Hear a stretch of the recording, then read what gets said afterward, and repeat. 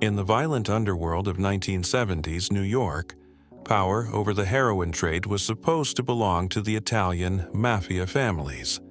For decades, organized crime controlled the flow of drugs into the city through tightly guarded networks of distributors and middlemen.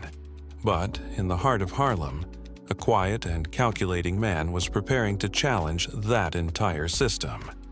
His name was Frank Lucas, and unlike the gangsters before him, Lucas believed he had discovered a way to build a drug empire without answering to the mafia.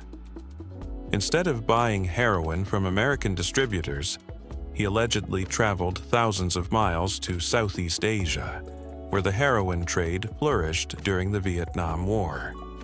From there, investigators later claimed he created a supply pipeline that transported extraordinarily pure heroin directly into the United States, selling it under the infamous brand name Blue Magic. The results were explosive. Within just a few years, Lucas controlled a heroin network generating tens of millions of dollars, flooding the streets of New York City with some of the purest heroin authorities had ever encountered. But building such an empire came with a dangerous cost. Lucas was not only making money, he was starting a drug war in Harlem, challenging rival dealers, threatening mafia profits, and attracting the attention of determined detectives who believed they were facing one of the most powerful heroin traffickers in American history. The question was no longer whether Frank Lucas had built an empire, but whether anyone could stop it. Long before he became the man who would challenge the heroin trade in New York City, Frank Lucas began life far from the bright lights and violence of Harlem. He was born in 1930 in LaGrange, North Carolina, a small rural town in the segregated American South where poverty and racial violence shaped everyday life. According to later interviews, Lucas claimed that as a young boy, he witnessed brutal acts of racial intimidation that left a lasting impression on him. Whether every detail of those stories was exactly as he described has been debated, but there is little doubt that his early years were marked by hardship and anger. Seeking better opportunities, Lucas eventually moved north during the period of migration that brought many African American families to cities like New York. When he arrived in Harlem, the neighborhood was already a complicated mix of culture, poverty, and organized crime.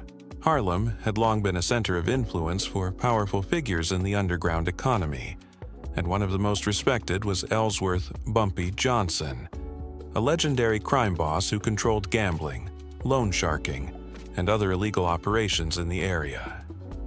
Lucas managed to get close to Johnson and eventually became part of his inner circle. Under Johnson's protection, Lucas learned how the Harlem underworld operated, how money moved, how loyalty was enforced, and how power was maintained on the streets. For Lucas, Bumpy Johnson became more than just a boss. He was a mentor who showed him how criminal organizations could function like structured businesses. But when Bumpy Johnson died in 1968, Harlem suddenly lost the figure who had kept many rival groups in check. That moment created a dangerous vacuum in the city's criminal hierarchy. Different dealers, gangs, and outside organizations began fighting to control the lucrative drug market in Harlem. For Frank Lucas, this chaos was not just a threat. It was an opportunity to step forward and attempt something far more ambitious than anyone expected. When Bumpy Johnson died in 1968, the delicate balance that had kept the streets of Harlem relatively stable suddenly collapsed. Johnson had been the central authority who mediated disputes between dealers, protected local operators from outside influence, and maintained a fragile relationship with the Italian Mafia families that dominated organized crime in New York City. Without him, Harlem's underground economy fractured almost immediately. Small gangs, independent dealers, and mafia-backed distributors all began competing to control the rapidly expanding heroin market. For Frank Lucas, this chaotic moment became the opening he had been waiting for. Instead of simply joining the existing networks that relied on mafia-controlled supply chains, Lucas began developing a far more ambitious strategy. According to later investigations and Lucas's own claims, he traveled to Southeast Asia, where heroin production was booming during the Vietnam War. In regions connected to the Golden Triangle, vast quantities of opium were being refined into high-purity heroin.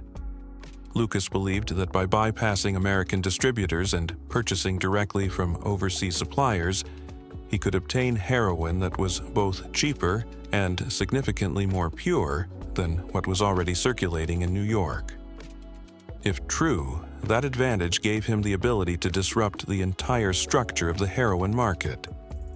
When Lucas returned to Harlem, he began introducing a product that would soon become infamous on the streets: blue magic. Dealers quickly noticed that the heroin was far stronger than what they had been buying from other sources. Because Lucas had eliminated several layers of middlemen, he could sell the product at lower prices while still making enormous profits. This strategy allowed him to recruit a network of trusted distributors, many of them people he knew personally from North Carolina, who helped spread his operation across Harlem and into other parts of New York City. As demand for blue magic exploded, the balance of power in the drug trade began shifting. Traditional distributors who had long relied on mafia connections suddenly faced a competitor who was cutting into their profits and attracting loyal customers. Rival dealers who refused to cooperate found themselves pushed out of territory or forced to accept Lucas's supply. The result was a growing tension that many observers later described as a quiet but dangerous drug war within Harlem's underworld. Lucas was no longer just another dealer trying to survive on the streets. Within a few years, he had begun transforming himself into something far more powerful. An independent drug boss building a distribution empire that could rival some of the most established criminal networks in New York. By the early 1970s, Frank Lucas had transformed from a street-level operator into one of the most powerful heroin traffickers in New York City. At the center of his operation was a product that quickly became legendary across the streets of Harlem: a heroin brand known as Blue Magic. Dealers and addicts alike claimed the drug was far stronger than anything they had previously encountered. Investigators later reported that its purity could reach levels close to 98%, an extraordinarily high concentration compared to the heavily diluted heroin typically sold on American streets at the time. This potency gave Lucas a massive advantage in the underground market. Because he was allegedly purchasing heroin directly from suppliers connected to Southeast Asia, he was able to cut out several layers of intermediaries who normally took a share of the profits. That meant Lucas could sell blue magic at prices lower than his competitors while still earning enormous returns. The business strategy worked with brutal efficiency. Lucas built a distribution network that stretched across Harlem, with trusted dealers operating in key neighborhoods and expanding the reach of his product throughout New York City. Instead of relying on loosely connected street sellers, Lucas reportedly organized his operation almost like a corporate structure. Many of the people he trusted most came from his home state of North Carolina, individuals he believed were loyal and less likely to betray him to rivals or law enforcement.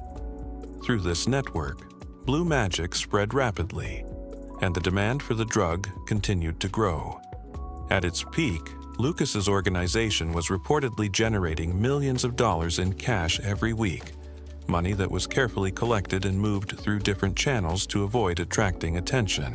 Some estimates suggested the operation controlled a heroin business worth tens of millions of dollars annually, making it one of the most profitable independent drug networks in the country.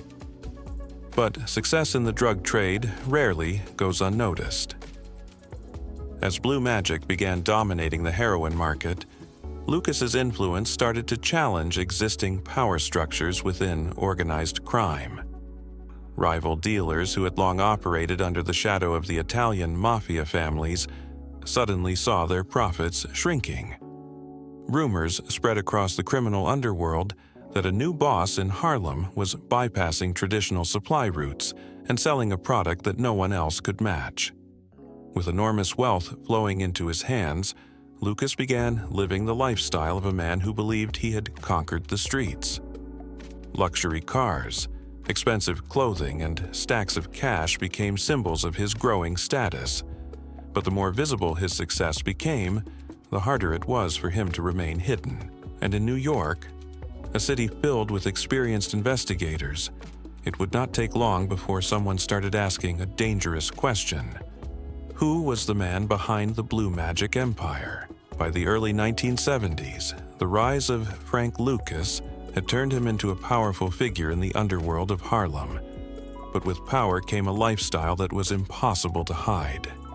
The profits from the Blue Magic Heroin empire were enormous, and Lucas began living in a way that reflected his new status. While many drug traffickers tried to stay invisible, Lucas gradually embraced a level of wealth that made him stand out even in a city as chaotic as New York.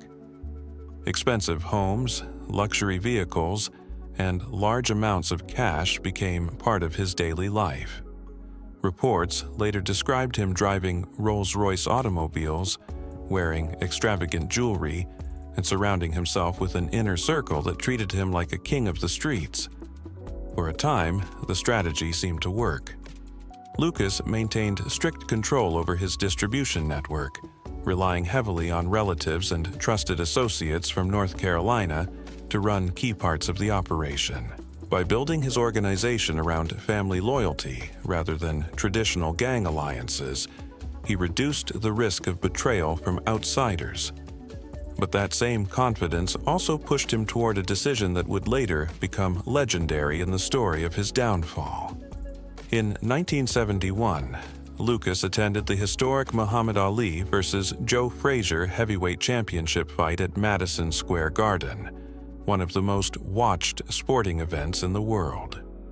Among thousands of spectators, Lucas appeared wearing an extravagant chinchilla fur coat reportedly worth around $100,000 and sitting in a seat that placed him close to celebrities and powerful figures.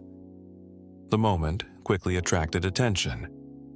According to accounts from investigators, a New York detective named Richie Roberts noticed the unknown man dressed more extravagantly than many of the wealthy figures surrounding the ring.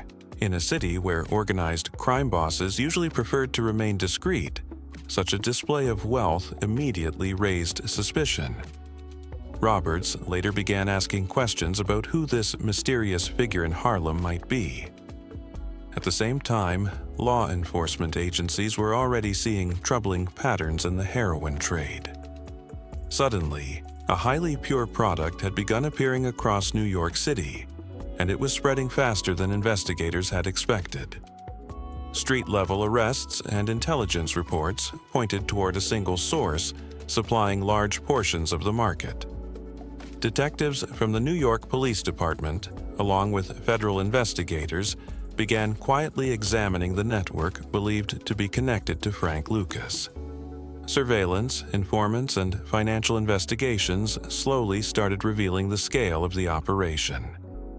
What had once looked like an ordinary drug distribution network was now suspected to be one of the largest heroin pipelines the city had ever seen.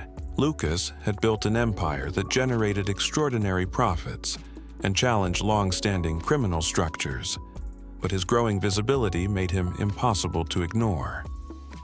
The flashy lifestyle that symbolized his success also turned him into a target.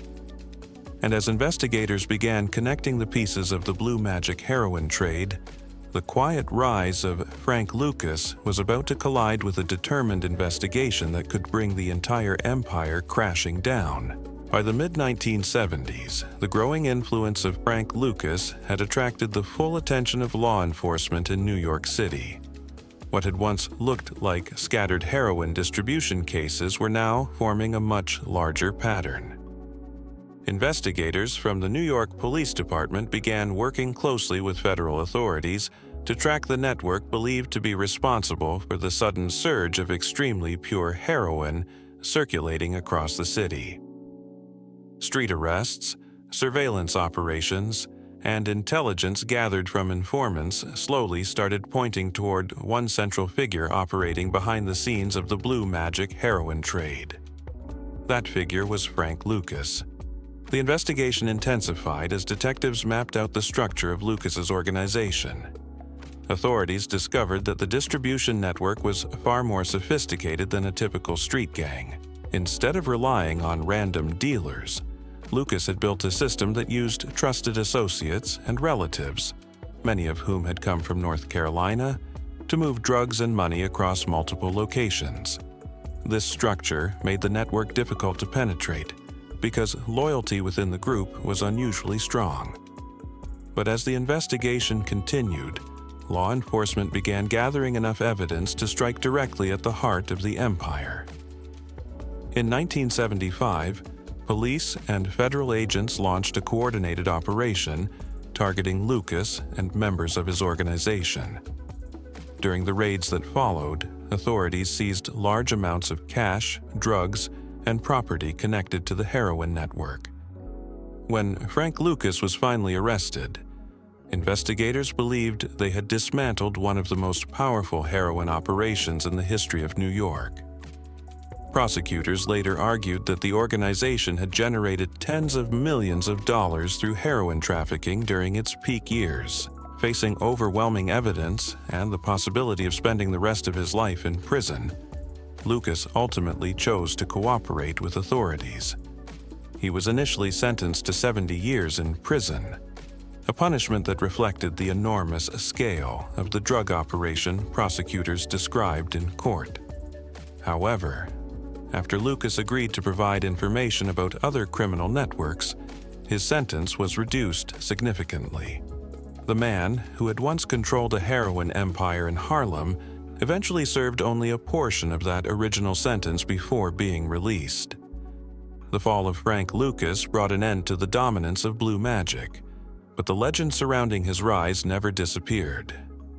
In the years that followed, stories about the Harlem drug boss would continue to circulate, some confirmed by investigators, others shaped by rumor and myth, turning his life into one of the most famous crime narratives in American history. When the empire of Frank Lucas finally collapsed, the streets of Harlem returned to the same brutal reality that had existed long before his rise. The legendary heroin brand Blue Magic disappeared from the market. The vast distribution network he had built was dismantled, and the millions of dollars that once flowed through his organization became evidence in one of the most notorious drug cases in New York City history. For a brief moment during the early 1970s, Lucas had managed something few criminals ever achieved. He challenged the traditional power structures of organized crime and built an independent heroin pipeline that reportedly generated tens of millions of dollars. Yet the very success that made him powerful also made him visible. Luxury cars, expensive clothing, and a reputation that spread across the streets of Harlem eventually brought the attention of investigators who were determined to bring his empire down. Today, the story of Frank Lucas still sits somewhere between fact and legend. Some parts were confirmed in courtrooms and police records, while others remain surrounded by rumors that grew over time.